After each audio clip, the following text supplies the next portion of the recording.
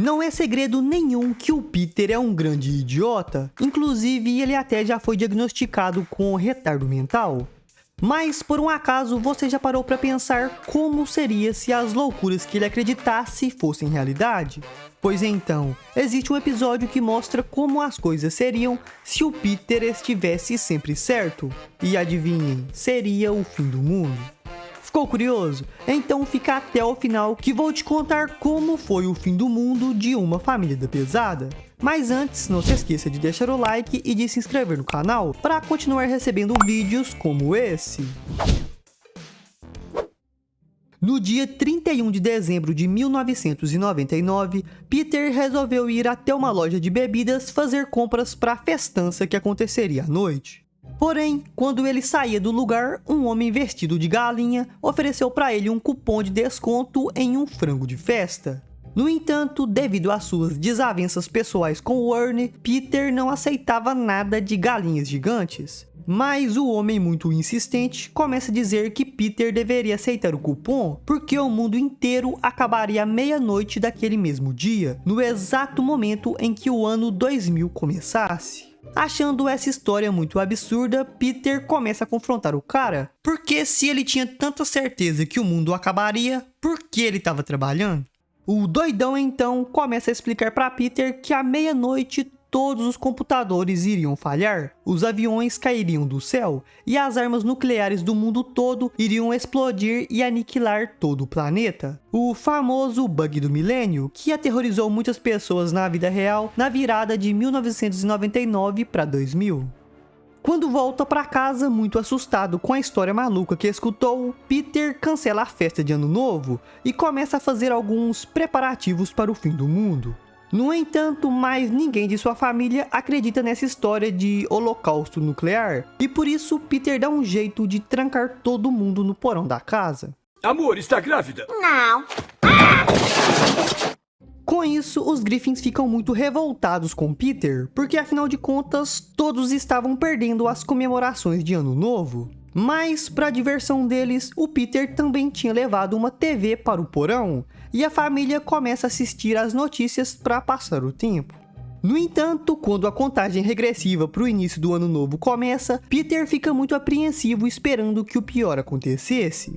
Porém, quando o ano 2000 começa oficialmente, como o resto da família esperava, nada acontece. E por isso todos começam a xingar o coitado do Peter.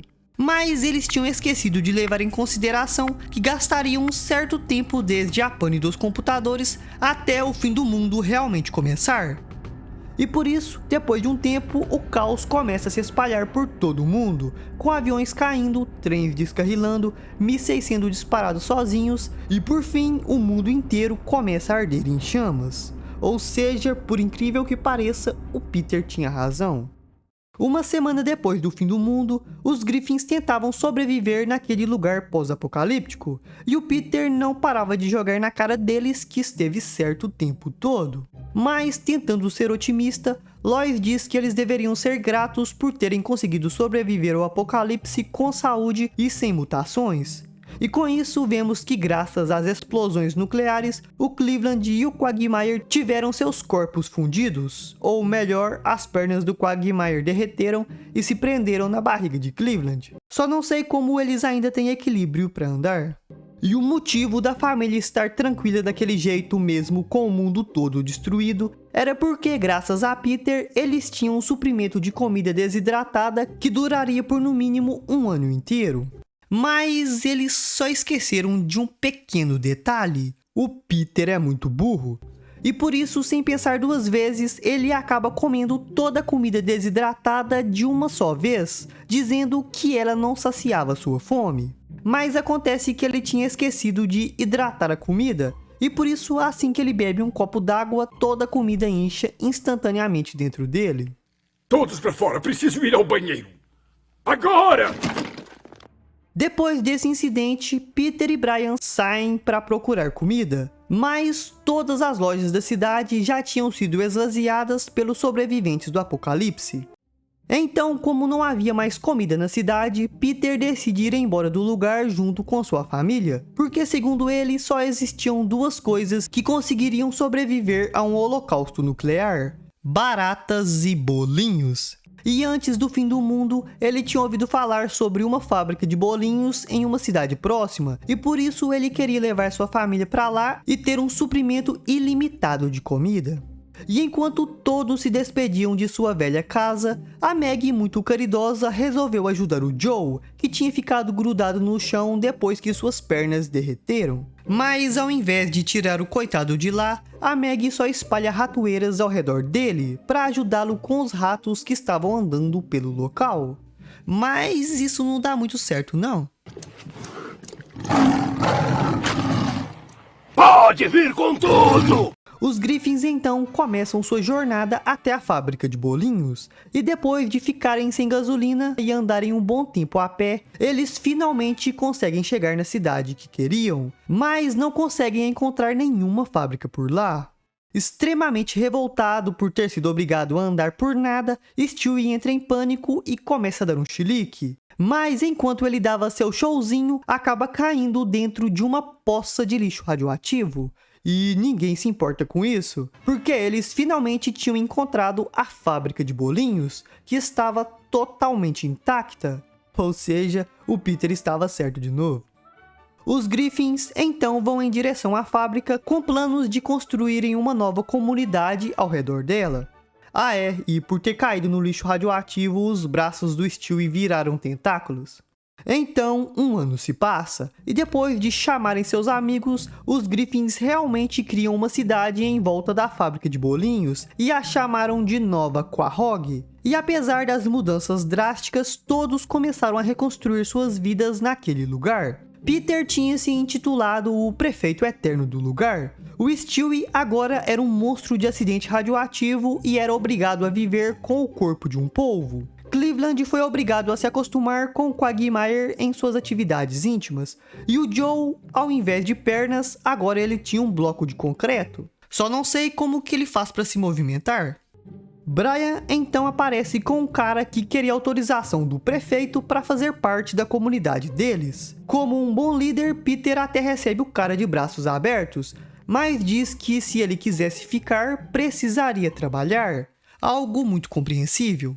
O cara então começa a contar que antes do fim do mundo ele era um médico, o que anima todo mundo porque eles ainda não tinham nenhum médico em sua comunidade. Porém, devido à sua autoridade, o Peter tinha ficado muito arrogante e por isso ele não deixa o cara trabalhar com o que sabia e ainda o faz sortear em um chapéu qual seria sua nova profissão, que acaba sendo o idiota da cidade. Vendo isso, todos ficam indignados com o comportamento de Peter, mas ele insistia que sabia o que estava fazendo e que a comunidade estava indo bem graças aos seus métodos de liderança. Então, Cleveland, Joe e Quagmire alertam Peter que a comunidade só estava indo bem porque todos estavam se esforçando muito para que suas vidas voltassem ao normal. Eles construíram escolas, hospitais, teatros, não existia crimes nem armas e todos viviam pacificamente. Depois de ouvir isso, Peter começa a achar que era um grande problema eles não terem armas, e por isso ele tem a brilhante ideia de arrancar todos os canos de água da cidade, que eram de metais, e manda construírem armas com eles. Essa nova maluquice de Peter acaba sendo a gota d'água para os moradores de Nova Quahog, que achavam que precisavam mais de água e comida do que de armas. Porém, Peter continuava insistindo que sabia o que estava fazendo, porque só ele tinha percebido que o mundo iria acabar, e foi ele quem encontrou a fábrica de bolinhos e começou a nova cidade. Mas isso não convence ninguém, e revoltados, todos os moradores expulsam a família Griffin da cidade, e depois ainda queimam todas as armas, porque eles achavam que não precisavam delas em sua nova sociedade. Grande engano. Acontece que antes de deixar a cidade, o Stewie polvo tinha botado dezenas de ovos que rapidamente eclodiram e deram origem a vários seres exatamente iguais ao Stewie, e por isso eles resolveram dominar o mundo e começaram a atacar todas as pessoas da cidade. E como ninguém tinha arma para se defender, todos acabaram sendo mortos. Ou seja, mais uma vez o idiota do Peter tinha razão. É literalmente o fim do mundo o Peter ter razão em alguma coisa. Então, são e salvos fora da cidade e sem saber do perigo, os Griffins caminhavam à procura de um novo lar. E o Peter até se desculpa dizendo que tinha aprendido que não estava certo o tempo todo. O pior é que ele teve certo o episódio inteiro. Peter então diz ter ouvido falar sobre uma fábrica de sorvete em uma cidade próxima, e todos na família concordam em ir para lá recomeçarem suas vidas. E depois disso descobrimos que nada dessa história realmente aconteceu, porque tudo não passava de um sonho maluco de uma mulher, que muito assustada foi correndo contar para seu marido as loucuras que tinha sonhado. Sonhei que assistia um capítulo estranhíssimo de uma família da pesada e tinha uma galinha gigante e o Stewie era um polvo. E esse foi o fim do mundo de uma família da pesada. Deixa aí nos comentários o que você achou dessa loucura toda. Valeu e fui!